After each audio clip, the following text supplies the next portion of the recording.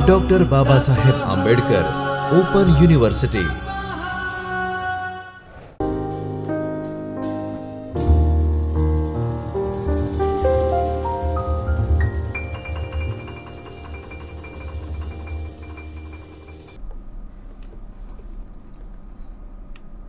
नमस्कार विद्यार्थी मित्रों, मैं Antim Patel, assistant professor in department of library and information science, doctor Baba Saheb Ambedkar open university Ahmedabad में आप सभी का हार्दिक अभिनंदन करता हूं।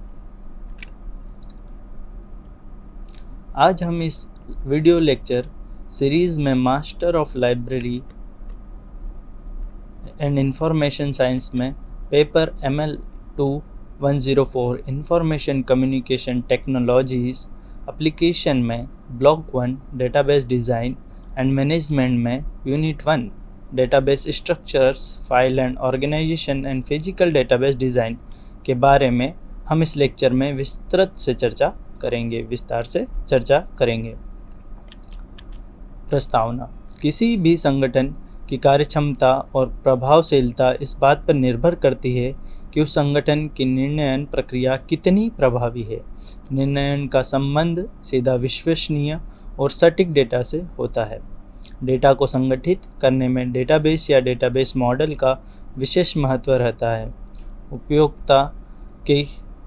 उपयोक्ता किसी भी डेटाबेस का अवलोकन इसलिए करते हैं ताकि उन्हें जिस सूचना की ज़रूरत है वह उपलब्ध हो सके। इस तरह की ज़रूरत को पूरा करने में डेटाबेस आर्किटेक्चर और मॉडल का विशेष महत्व होता है। डेटाबेस मैनेजमेंट सिस्टम एक समूह होता है जिसमें अंतर संबंधित डेटा संग्रह या प्रोग्राम संग्रह होता है जिससे डेटा का एक्सेस किया जाता है। डेटाबेस मैनेजमेंट सिस्टम का महत्वपूर्ण उद्देश्य होता है कि वह एक ऐसा वातावरण तैयार हो जिसके लोग अपनी आवश्यक सूचना को संग्रहित तथा पुनः प्राप्त कर सके, जो कि उपयुक्त तथा लाभकारी हो। डेटाबेस एक एब्स्ट्रैक्ट व्यू देता है। यह उपयोगकर्ता से कुछ विवरण छुपाता है, जैसे कि डेटा कैसे संग्रहित और मेंटेन होता है। डेटाबेस इस तरह की सूचना को पाता है और उपयोगकर्ताओं को डेटा का केवल एब्स्ट्रैक्ट व्यू ही दिखाता है। बाकी अन्य प्रमुख सूचनाओं को उपयोगकर्ता से छुपाता है, जिससे उपयोगकर्ता को यह पता न चले कि डेटा को कहीं पर संग्रहित किया जाता है और कैसे उस डेटा को अरेंज या व्यवस्थित किया जाता है। स्कीमा, सब स्कीमा एंड इंस्टेंस: किसी भी डेटा मॉडल में यह जरूरी है कि डेटाबेस का विवरण और डेटाबेस अपने आप में को अलग पहचान हो। डेटाबेस के विवरण को हम डेटाबेस स्कीमा कहते हैं। यह डेटाबेस अभिकल्प या डिज़ाइनिंग के संबंध में तैयार किया जाता है। यह संपूर्ण डेटाबेस का तार्किक विवरण होता है जिसको कॉन्सेप्चुअल लेवल पर तैयार किया जाता है। स्कीमा को हम कम्युनिटी यूजर्स व्यू या एंटरप्राइज भी कहते हैं। जैसे चित्र में इसको दर्शाया जाता है उसे स्कीमा डायग्राम कहते हैं। इसमें प्रत्येक रिकॉर्ड टाइप की संरचना को दर्शाया जाता है। स्कीमा के सबसेट्स केवल डेटा होते हैं जिनकी किसी पर्टिकुलर एप्लीकेशन में ज़रूरत होती है। इसे सब स्कीमा कहते हैं। इसको यूज़र व्यू भी कहते हैं। सब स्कीमा के द्वारा एक्सटर्नल लेवल पर विवरण उपलब्ध करवाया जाता है। किसी भी डेटाबेस में डेटा का परिवर्तन होना अनिवार्य है। किसी खास समय पर उपलब्ध डेटा को हम ऑक्यूरेंस या इंस्टेंस कहते हैं। Database architecture: database management system में 3 स्तर के डेटा एब्स्ट्रैक्ट होते हैं। बाह्य स्तर या एक्सटर्नल लेवल: यह उपयोगकर्ता के द्वारा देखे जाने वाला हिस्सा है। इसमें पूरे डेटाबेस के केवल कुछ हिस्सों को ही लिया जाता है, वही हिस्से दिखाते हैं और बाकी सभी हिस्सों को छुपाते हैं। इसे हम उच्च स्तरीय या हाई लेवल एब्स्ट्रैक्शन भी कहते हैं। सेकंड, कॉन्सेप्चुअल लेवल: इसमें विभिन्न व्यक्तियों द्वारा बाह्य दृष्टिकोण या एक्सटर्नल व्यू में देखे गए डेटाबेस संरचना का समूह होता है। यह पूर्ण डेटाबेस की संरचना की व्याख्या करता है। यह कुछ विवरणों को छुपाता है, साथ ही एंटिटी, डेटा का प्रकार, संबंध या यूज़र ऑपरेशनल और अवरोध भी दिखाता है। इसे मिडिल लेवल एब्स्ट्रैक्शन भी कहते हैं। And third one is internal view level. यह डेटाबेस में भौतिक संग्रह के अभिगम पथ या एक्सेस पाथ, अर्थात डेटाबेस में से उपयोगकर्ता को कोई भी डेटा किसी तरह से अभिगम या प्राप्त होगा की व्याख्या करता है। इसे निम्न स्तरीय एब्स्ट्रैक्शन या लोअर लेवल एब्स्ट्रैक्शन भी कहते हैं। Data independence. डेटा स्वतंत्रता को दो प्रकार से परिभाषित किया जाता है। फर्स्ट, तार्किक डेटा या स्वतंत्रता या लॉजिकल डेटा इंडिपेंडेंस। इसमें यह क्षमता होती है कि हम कॉन्सेप्चुअल स्कीमा में बिना किसी परिवर्तन के एक्सटर्नल स्कीमा या एप्लीकेशन प्रोग्राम के अंदर कोई भी परिवर्तन कर सकते हैं। इस डेटाबेस को कॉन्सेप्चुअल स्कीमा में विस्तारित कर परिवर्तन कर सकते हैं, जैसे कि रिकॉर्ड टाइप या डेटा एलिमेंट्स को जोड़ सकते हैं या हटा भी सकते हैं इत्यादि, लेकिन इसका कोई प्रभाव एक्सटर्नल स्कीमा पर नहीं पड़ता है। Second, physical data independence. इस प्रकार इसमें यह भी क्षमता होती है कि हम बिना किसी परिवर्तन के कॉन्सेप्चुअल स्कीमा के अंदर इंटरनल स्कीमा में कोई भी परिवर्तन कर सकते हैं। इस प्रकार ट्री स्कीमा के द्वारा हम डेटा स्वतंत्रता के लक्ष्य दोनों स्तरों यानी फिजिकल और तार्किक लॉजिकल स्तरों पर आसानी से प्राप्त कर सकते हैं। डेटाबेस प्रणाली या डेटाबेस सिस्टम आर्किटेक्चर। डेटाबेस अनुप्रयोगों को हम प्रायः दो भागों में बांटते हैं। प्रथम, द्विस्तरीय आर्किटेक्चर या 2 टायर आर्किटेक्चर, और सेकंड, त्रिस्तरीय आर्किटेक्चर, 3 टायर आर्किटेक्चर। जैसा कि चित्र में दिखाया गया है, द्विस्तरीय आर्किटेक्चर के अंदर अनुप्रयोगों को एक कंपोनेंट्स की तरह विभाजित किया जाता है, जो कि क्लाइंट मशीन में अंदर होता है, जो सर्वर मशीन से क्वेरी लैंग्वेज स्टेटस के द्वारा डेटाबेस प्रणाली की फंक्शनैलिटी का आह्वान करता है।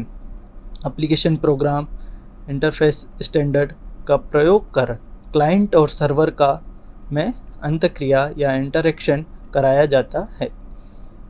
सेकंड वन, त्रिस्तरीय आर्किटेक्चर में क्लाइंट मशीन केवल फ्रंट एंड में कार्य करती है तथा इसका सर्वर से सीधा संबंध नहीं रहता है, बल्कि क्लाइंट मशीन द्वारा कम्युनिकेट कराया जाता है। एप्लीकेशन सर्वर के द्वारा डेटाबेस प्रणाली से डेटा एक्सेस करने के लिए एप्लीकेशन सर्वर बदले में कम्युनिकेट करता है। किसी भी बड़े अनुप्रयोग के लिए लिया गया जिस अनुप्रयोग को वर्ल्ड वाइड वेब में रन करना हो, उसके लिए स्तरीय प्रणाली ज़्यादा उपयोग होती है। Database structure. डेटाबेस प्रणाली कंप्यूटराइज्ड रिकॉर्ड या कंप्यूटराइज्ड रिकॉर्ड कीपिंग प्रणाली होती है, जिसमें बहुत अधिक सुविधाएं उपलब्ध होती है। इसमें हम रिकॉर्ड्स और सूचना को डेटाबेस के रूप में एकत्रित कर सकते हैं। डेटाबेस का अधिक प्रभावी ढंग से उपयोग करने के लिए हम निम्नलिखित 3 प्रकार की डेटा संरचनाओं को उपयोग में लेते हैं, जिनका डेटाबेस प्रबंधकीय प्रणाली DBMS में उपयोग होता है। किसी भी प्रकार की संरचना हो, यह इस बात पर निर्भर करता है कि डेटाबेस में सत्ताओं या एंट्रीज में किस प्रकार का संबंध स्थापित होना है, जैसे कि 1:1 या 1:n और n:m। डेटाबेस मॉड्यूल्स 3 प्रकार के होते हैं: हायरार्चिकल डेटा मॉड्यूल्स या नेटवर्क डेटा मॉडल्स, और third one is relational data model. तो आइए हम बात करते हैं हायरार्चिकल डेटा मॉडल्स की।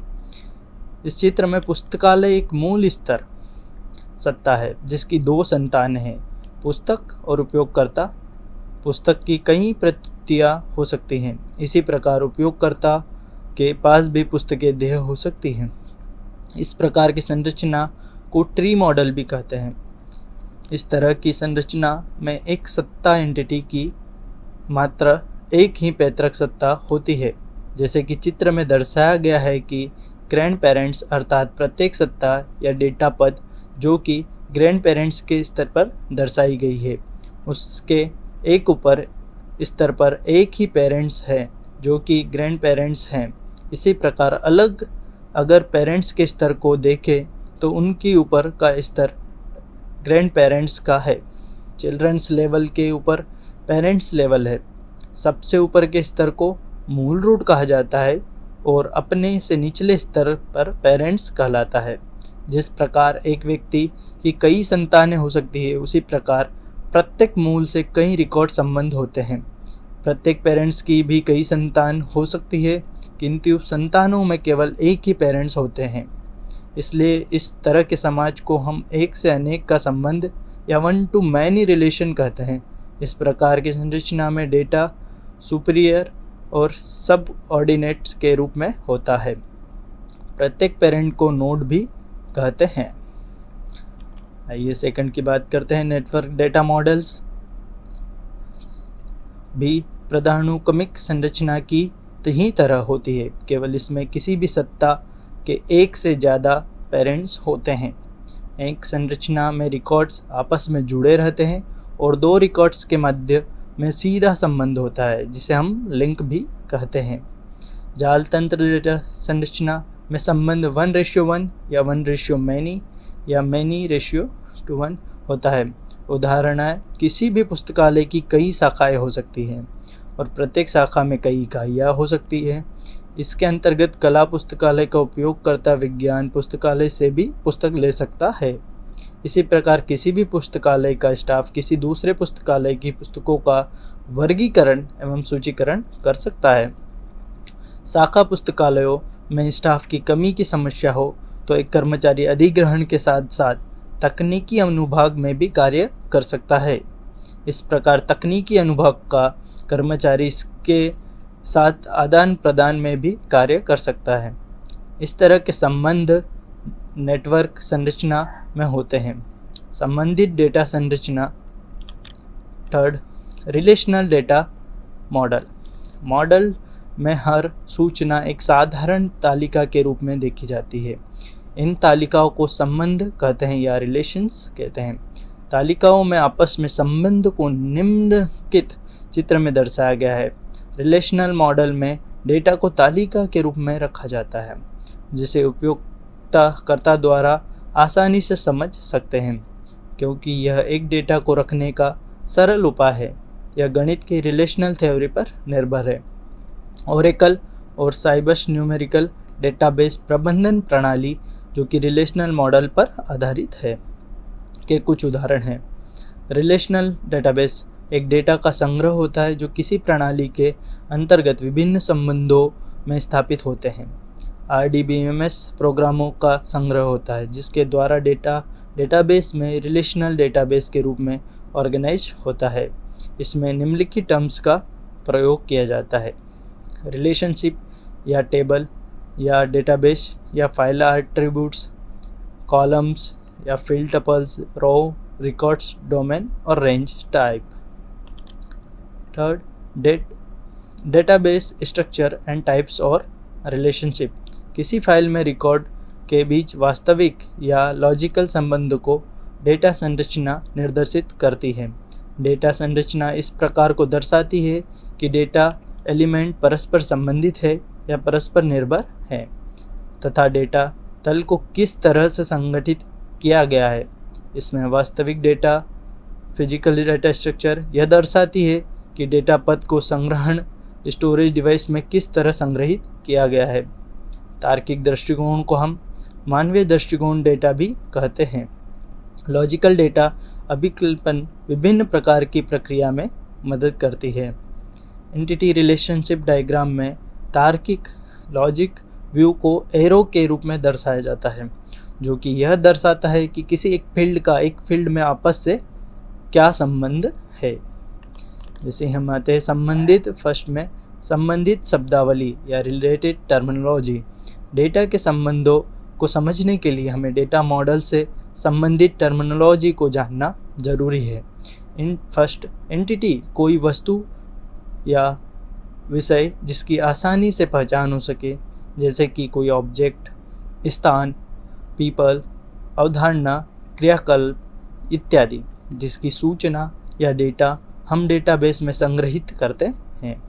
यह टेंजिबल ऑब्जेक्ट भी हो सकते हैं, जिसे हम देख नहीं सकते, छू नहीं सकते या स्पर्श नहीं कर सकते, जिसकी स्पष्ट व्याख्या की जा सकती है। उदाहरणतः पुस्तक, पत्रिका इत्यादि। सत्ता, नॉन टेबल ऑब्जेक्ट्स भी हो सकते हैं, जैसे लेन देन, कार्य, प्रबंध, व्यवहार, सौदा या एक अवधारणा, कोई विचार इत्यादि, जिसको कि देखा या स्पर्श नहीं किया जा सकता है। अतः सत्ता एक ऐसा विषय होता है जो कि प्रत्यक्ष भी हो सकता है या कॉन्सेप्चुअल भी हो सकता है। हम ऑब्जेक्ट को इस डेटाबेस के रिकॉर्ड में स्टोर करते हैं। सेकंड, गुण एट्रीब्यूट। प्रत्येक सत्ता के बहुत से गुण होते हैं जो इस सत्ता की विशेषताओं को बतलाते हैं। उदाहरणतः पुस्तक, पत्रिका एक सत्ता है जिसके गुण या विशेषताएं इस प्रकार है: लेखक, आख्या, आकार, एडिशन इत्यादि। इसी प्रकार पुस्तकालय सदस्य भी कुछ विशेषताएं होती है, जैसे उनका नाम, पता, पुस्तकालय सदस्य संख्या। अतः हम कह सकते हैं कि सत्ता की कुछ विशेषताएं होती हैं जो कि सत्ता के प्रकार का वर्णन करती है तथा सत्ता के बारे में डेटा या सूचना प्रदान करती है। Second is the types of relationship. सत्ताओं में 3 तरह के द्विपक्षीय संबंध हो सकते हैं। यह निम्न प्रकार है: एक से एक या we can say 1 to 1, binary relationship एक से अनेक का संबंध, 1 to many बाइनरी रिलेशनशिप्स, अनेक से अनेक का संबंध या many to many binary relationship entity relationship diagram. सत्ता रिलेशनशिप आकृति एक ऐसा चित्र है जो RDMS के अंतर्गत सत्ताओं के बीच के संबंधों को दर्शाता है। उदाहरण 1:1 रिलेशनशिप। किसी भी विश्वविद्यालय में एक विश्वविद्यालय पुस्तकालय अध्यक्ष होता है और एक ही सेंट्रल लाइब्रेरी होती है। इनके बीच जो संबंध होता है वह निम्न प्रकार से होता है। इस तरह के संबंध को हम 1 to 1 संबंध कहते हैं। Second, 1 to many relation. कोई पुस्तकालय अध्यक्ष अपने स्टाफ का चयन करता है तो इस तरह के संबंध निम्नलिखित प्रकार से होता है। इसमें पुस्तकालय अध्यक्ष एक है और स्टाफ अनेक हो सकते हैं। इसे हम 1 to many रिलेशन कहते हैं। Third one is many to many। किसी भी पुस्तकालय में एक से ज़्यादा उपयोगकर्ता हो सकते हैं और एक से ज़्यादा पुस्तकें निर्गम होती है। इस तरह का संबंध निम्नलिखित प्रकार से होता है। इस प्रकार जो संबंध स्थापित होता है वह many to many होता है। इस प्रकार जब हम रिलेशनशिप डेटाबेस को बनाते हैं तो उस डेटाबेस से संबंधित सभी सत्ताओं को आइडेंटिफाई किया जाता है तथा उनके पारस्परिक संबंध को दर्शाया जाता है। प्रत्येक सत्ता की अपनी विशेषता होती है। उपयुक्त चित्र के अनुसार किसी भी पुस्तक को कुछ विशेषताएं होती है, जैसे उसका कोई लेखक होगा, उसकी एक आख्या होगी, कोई प्रकाशक होगा, उसकी ISBN नंबर होगा। यदि पुस्तक पुस्तकालय की है तो उसका एक्सेशन नंबर भी होगा। इस प्रकार अगर कोई व्यक्ति किसी पुस्तकालय का सदस्य है तो उसका मेंबरशिप नंबर भी होगा या सदस्य नाम, पता, सदस्य संख्या, कक्षा या वह किस संकाय का है। ज़्यादातर संबंध बाइनरी होते हैं, लेकिन ये संबंध टर्सरी या मल्टी रिलेशनशिप भी हो सकते हैं। ये संबंध बहुपक्षीय भी होते हैं। क्लाइंट सर्वर सिस्टम बहुत तेज़ी से विकसित हो रहा है। डेटा प्रबंधन के लिए मुख्यतः लोकल एरिया नेटवर्क LAN के अंदर जहां व्यक्तिगत कंप्यूटर जुड़े होते हैं उसमें DBMS के कार्य को हम 2 भागों में बांटते हैं। प्रथम, क्लाइंट्स जो कि इंटरफेस होता है, यूज़र जिसका कार्य एप्लीकेशन प्रोग्राम को चलाना और सुविधाएं प्रदान करना है। इसमें दूसरा भाग होता है सर्वर, जो डेटाबेस इंजन को उपलब्ध कराता है जिससे डेटा का प्रबंधन होता है तथा क्लाइंट की परीक्षा का उत्तर देता है। Local area network technology multiple personal computer में संसाधन को आपस में बदलते हैं। इस तरह की बांटने की प्रक्रिया को सुचारू रूप से चलाने के लिए इसमें एक डेडिकेटेड कंप्यूटर होता है जो नेटवर्क के अंदर सभी संसाधनों को नियंत्रण में रखता है। File and their organisations. File संगठनों और अनुक्रमितों के प्रभावी चयन के लिए यहाँ हम विभिन्न प्रकार के फाइल संगठन का विवरण प्रस्तुत करते हैं। First one is file storage concept. एक फाइल रिकॉर्ड का एक क्रम है। फाइल संगठन भौतिक लेआउट या फाइल में रिकॉर्ड घटनाओं की संरचना को संदर्भित करता है। फाइल संगठन उस तरीके को निर्धारित करता है जिस तरह से रिकॉर्ड संग्रहित और एक्सेस किया जाता है।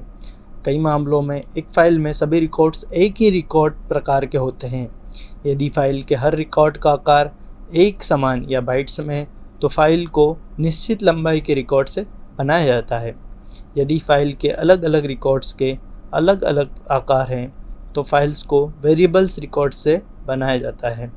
फाइल्स में कई कारणों से चर लंबाई रिकॉर्ड्स हो सकते हैं। फाइल रिकॉर्ड्स एक ही रिकॉर्ड प्रकार के होते हैं लेकिन एक या अधिक फील्ड अलग अलग आकार चर लंबाई वाले फील्ड के होते हैं। सेकंड, फाइल रिकॉर्ड एक ही रिकॉर्ड प्रकार के होते हैं लेकिन एक या अधिक फील्ड में व्यक्तिगत रिकॉर्ड के लिए कई मान हो सकते हैं। ऐसे क्षेत्र और रिपीटिंग फील्ड कहा जाता है और फील्ड के लिए मूल्यों के समूह को अक्सर रिपीटिंग ग्रुप कहा जाता है। या फाइल रिकॉर्ड एक ही रिकॉर्ड प्रकार के होते हैं लेकिन एक या एक से अधिक फील्ड वैकल्पिक होते हैं। फाइल में अलग अलग रिकॉर्ड्स प्रकार और इसलिए अलग अलग आकार मिश्रित फाइल्स के रिकॉर्ड्स हैं। तब होता है जब डिस्क ब्लॉक पर विभिन्न प्रकार के संबंधित रिकॉर्ड को एक साथ रखा गया हो या एक साथ रखा जाता है। Second, sequential file organisation. यह DBMS में सबसे सरल फाइल की विधि है। इसमें रिकॉर्ड्स को एक के बाद एक क्रमबद्ध तरीके से ऑर्गेनाइज किया जाता है। इसमें रिकॉर्ड्स को सर्च की और की फील्ड के अनुसार असेंडिंग और डिसेंडिंग ऑर्डर में ऑर्गेनाइज किया जाता है। इसमें आप बीच में किसी नए रिकॉर्ड को नहीं डाल सकते बल्कि उसे अंत में डाला जाता है। सीक्वेंशियल रिकॉर्ड्स को ऐसी डिवाइस जैसे मैग्नेटिक टेप में स्टोर किया जाता है जो कि सीक्वेंशियल एक्सेस की अनुमति देती है। इसमें अगर आपको किसी पर्टिकुलर रिकॉर्ड को एक्सेस करना है तो आपको इसके पहले के सभी रिकॉर्ड्स को रीड करना पड़ेगा। जैसे अगर आपको रिकॉर्ड 12 को एक्सेस करना है तो आपको रिकॉर्ड 11 तक सभी रिकॉर्ड्स को भी रीड करना पड़ेगा क्योंकि इसमें कोई रैंडम की नहीं होती जिसके कि आप रिकॉर्ड को सर्च कर सकें। Third one is index sequential access method ISAM। इन इंडेक्स सीक्वेंशियल फाइल रिकॉर्ड्स अवधियों को सॉर्ट किया जाता है और डायरेक्ट एक्सेस स्टोरेज डिवाइस पर प्राथमिक कुंजी द्वारा क्रम में संग्रहित किया जाता है। इसके अलावा एक अलग तालिका या फाइल जिसे एक सूचकांक कहा जाता है को प्रत्येक रिकॉर्ड घटना का भौतिक पता देने के लिए प्राथमिक प्रमुख मूल्यों पर रखा जाता है। यह दृष्टिकोण इंडेक्स टेबल और अनुक्रमिक पहुंच के माध्यम से रिकॉर्ड घटनाओं के लिए सीधी पहुंच देता है जिस तरह से भंडारण माध्यम पर रिकॉर्ड रखे जाते हैं। Fourth one is direct access method DAM। सीधी पहुंच विधि का उपयोग करते समय फाइल में रिकॉर्ड होने वाली घटनाओं को भंडारण मीडिया पर किसी विशेष अनुक्रम में व्यवस्थित करने की आवश्यकता नहीं होती है। हालांकि कंप्यूटर को विभिन्न प्रत्येक संगठन विधियों का उपयोग करके प्रत्येक रिकॉर्ड के संग्रहण स्थान का ट्रैक रखना चाहिए ताकि ज़रूरत पड़ने पर डेटा पुनः प्राप्त हो सके। नए लेन देन डेटा को क्रमबद्ध नहीं करना पड़ता है और प्रसंस्करण के लिए तत्काल प्रतिक्रिया या अपडेट की आवश्यकता होती है। Physical database design. डेटा संरचना और फाइल संगठन भौतिक डेटाबेस डिज़ाइन में महत्वपूर्ण भूमिका निभाते हैं। भौतिक डिज़ाइन का लक्ष्य भंडारण में डेटा की उचित संरचना के साथ आना है ताकि डेटाबेस का अच्छा प्रदर्शन सुनिश्चित हो सके। डेटाबेस पर चलने के लिए अपेक्षित प्रश्नों, लेन देन और अनुप्रयोगों को जानने तक सार्थक भौतिक डिज़ाइन निर्णय और प्रदर्शन विश्लेषण करना संभव नहीं है। निम्नलिखित पहलू भौतिक डेटाबेस डिज़ाइन को प्रभावित करते हैं। डेटाबेस प्रश्नों और लेन देन का विश्लेषण। प्रत्येक प्रश्न के लिए हमें निर्देशित करना चाहिए। एक क्वेरी द्वारा एक्सेस की जाने वाली फाइलें। बी वे विशेषताएं जिन पर क्वेरी के लिए किसी भी चयन की शर्तों को निर्देशित किया गया है। सी वह विशेषताएं जिन पर क्वेरी के लिए कई तालिकाओं को जोड़ने के लिए कोई भी स्थिति या शर्तें सम्मिलित होती है। डी वे गुण जिनके द्वारा मान क्वेरी द्वारा प्राप्त किए जाएंगे। सेकंड, प्रश्नों और लेन देन की अपेक्षित आवृत्तियों का विश्लेषण करना। यह प्रत्येक फाइल में प्रत्येक विशेषता का उपयोग करने की अपेक्षित आवृत्ति को सभी प्रश्नों और लेन देन पर चयन विशेषता या सम्मिलित विशेषता के रूप में प्रस्तुत करता है। थर्ड वन, प्रश्नों और लेन देन के समय की कमी का विश्लेषण। कुछ प्रश्नों और लेन देन में प्रतिक्रिया समय के संबंध में कठोर प्रदर्शन बाधाएं हो सकती है। ऐसे में समय की कमी के साथ प्रश्नों और लेन देन द्वारा उपयोग की जाने वाली चयन विशेषताएं प्राथमिक पहुंच संरचनाओं के लिए उच्च प्राथमिकता वाले उम्मीदवार बन जाते हैं। फोर्थ, अद्यतन कार्यों की अपेक्षित आवृत्तियों का विश्लेषण। एक पथ की न्यूनतम संख्या को एक फाइल के लिए निर्देशित किया जाना चाहिए, जिसे अक्सर अपडेट किया जाता है, क्योंकि एक्सेस पथ को अपडेट करने से अपडेट स्वयं धीमा हो जाता है। Searching information in database. Database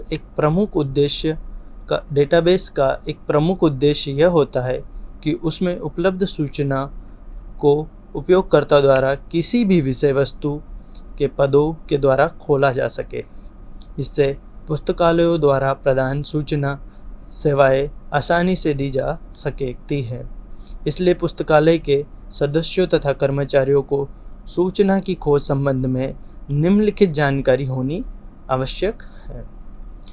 पहला, साधारण खोज, सिंपल सर्च। इससे यह अभिप्राय है कि किस भी विषय पर सूचना या कोई रिकॉर्ड उपलब्ध है तो उस शब्द या वाक्यांश को लिखें। उदाहरण के लिए क्लासिफिकेशन या रेफरेंस सर्विस या अन्य किसी भी विषय पर सूचना या उपलब्ध रिकॉर्ड चाहते हैं तो उनको सीधा टाइप करने से सूचना आपको उपलब्ध हो जाती है। इस तरह उपयोगकर्ता किसी भी विषय पर जानकारी प्राप्त कर सकता है। सेकंड, अग्रिम खोज। अग्रिम खोज प्रक्रिया में प्राय बूलियन ऑपरेटर्स का प्रयोग किया जाता है। इसमें उपयोगकर्ता की विषय अभिरुचि को एक व्यक्तित्व के रूप में परिभाषित किया जाता है। इसमें शब्दों की श्रृंखला किसी भी तरह की हो सकती है, लेकिन उन शब्दों को अलग अलग पदों में विभाजित किया जाता है तथा एक गणित व्यंजक के समान समझकर बूलियन लॉजिक का उपयोग करके सर्च फॉर्मूलेशन तैयार की जाती है। इस बूलियन प्रचालक को खोज संदर्भ में दो भागों में विभाजित किया जा सकता है। सी, व्यापक खोज। इस तरह की खोज में और बूलियन प्रचालक का प्रयोग करते हैं और ऑपरेटर का प्रयोग प्रायः सिनोनिम्स या रिलेटेड टर्म्स को एक साथ खोजने के लिए किया जाता है। सूक्ष्म खोज, माइक्रो खोज। सूक्ष्म खोज में एंड ऑपरेटर का प्रयोग होता है। इसमें हम खोज को जितना नैरो ले जा सकते हैं। कभी कभी उपयोगकर्ताओं द्वारा किसी विशेष विषय पर खोज करने से हम इस तर्क का प्रयोग करते हैं, क्यों इसमें हम एब्स्ट्रैक्ट या स्टार चिन्ह का प्रयोग करते हैं।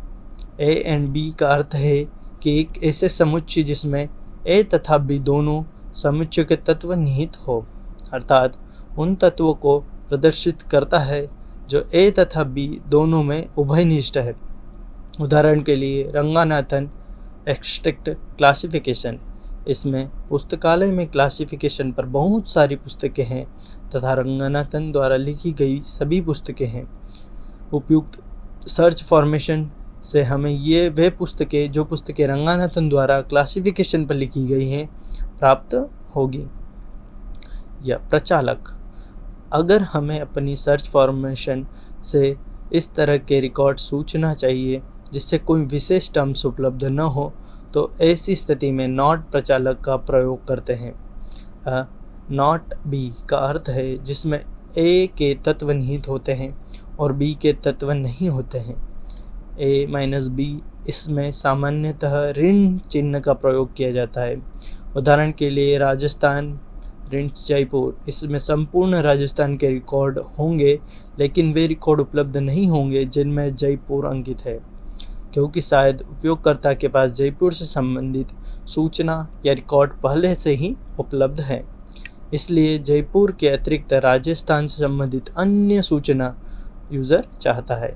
इस प्रकार हम बूलियन प्रचालक का प्रयोग करके सूचना की खोज कर सकते हैं।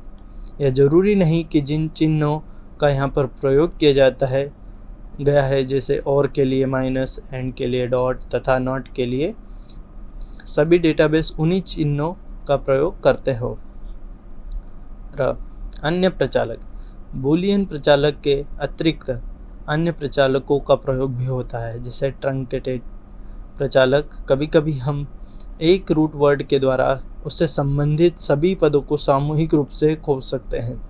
उदाहरण के लिए इकोनॉमी प्लस, सामान्यतः ऐसी खोज फंक्शनल सर्च के लिए डॉलर का प्रयोग करते हैं, ट्रांजैक्शन के लिए प्रयोग किया जाता है।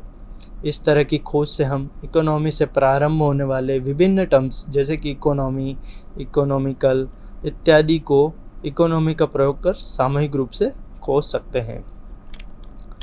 सारांश, यह इकाई डेटा संरचनाओं, फाइल संगठन प्रणाली में कई स्कीमा होते हैं। ये एब्स्ट्रैक्शन स्तर पर निर्भर करते हैं। साधारणतः हम स्कीमा को दो भागों में विभाजित करते हैं, तार्किक एवं भौतिक स्कीमा। या उनका स्तर इस बात को वर्णित करता है कि डेटा भौतिक डेटाबेस में कैसे रहता है। श्री स्कीमा आर्किटेक्चर में डेटा प्रणाली में प्रत्येक उपयोगकर्ता समूह अपने बाह्य स्कीमा से संबंधित होता है। DBMS का कार्य अवधारणात्मक एवं बाह्य स्कीमा के बीच मैचिंग का कार्य करता है। इस प्रकार की स्कीमा आर्किटेक्चर में दो स्तर की मैपिंग की जाती है। यह इकाई डेटा संरचनाओं, फाइल संगठन और भौतिक डेटाबेस डिज़ाइन से संबंधित प्रमुख मुद्दों को शामिल करती है और उनकी समझ को सुविधाजनक बनाने के लिए आवश्यक पृष्ठभूमि प्रदान करती है। एक्सेस वीडियो के प्रदर्शन पर डेटा संरचनाओं और फाइल संगठन की भूमिकाओं को समझाया गया है। RAID तकनीक, बाइनरी सर्च और इंडेक्स पर चर्चा की गई है कि पहुंच की गति से सुधार कैसे किया जा सकता है। विशिष्ट डेटा संरचनाएं, लिंक्ड सूची, उल्टे सूचियों, बी ट्री और फाइल संगठन तकनीक और डेटाबेस डिज़ाइन और प्रबंधन से बारे में समझाया गया है।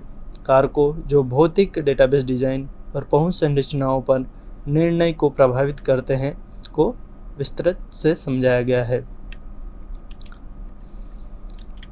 इस लेक्चर सीरीज से जुड़ने के लिए आप सबका खूब खूब आभार।